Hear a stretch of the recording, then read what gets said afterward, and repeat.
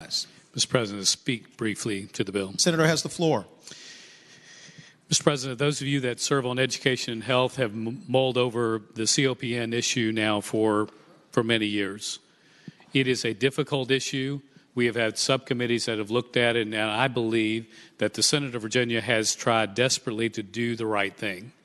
When we have brought bills to this floor, we've tried to fund those bills. We've had bills coming over from the more numerous body that simply were a bill that had nothing to do with funding, had no concerns about the impacts on hospitals, and we have rejected those, and we've done the right thing. Mr. President, I think this day we have done a lot to help for a lot of our constituents and hurting Virginians, middle-class Virginians, on the cost of health care. And this one's going to do it too. I will tell you that we have heard stories, and it's story after story, where you've seen an imaging cost come in at something close to $3,000. You allow some form of a competition with that imaging, and the cost comes in about $400. Mr. President, that matters to working class people. That matters to working class people. It matters to the Medicaid budget. Mr. President, we have been working through this bill now for the last few weeks, and a senator from Southern Fairfax who has done more work on this than I'll ever think about, he did bring up a point that's exactly right. In this bill, we do exempt them from the need process, but that's the process that we would have to exempt them from. Mr. President, if you know much about COPN, you know this. The process itself is extinguishing those that want to come forward to get the opportunity to get new services. Why? Because it's extremely expensive to bring one of these cases. And your chances of winning, almost zero. You're not going to win unless you happen to be an incumbent, and then you've got a much better shot of winning.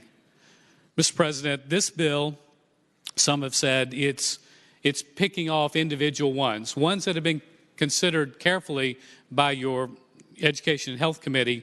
But notice this. There have been some around this Capitol who have been very clear with us. They've said when we've brought uniform bills, tried to fund those uniform bills, don't do it this way. We can't have big bills. We need to make sure that we let off the steam on small things. Sure, we'll fix the small things. Small things don't get fixed. We don't have a NIC unit at a hospital that has labor and delivery in Roanoke. Small things don't get fixed. And as a result, we said, okay, we'll bring forward a small bill. This is a drop in the bucket bill for competition. This bill basically says that we're going to let some of the steam out, allow some of these much needed facilities go into effect by this process.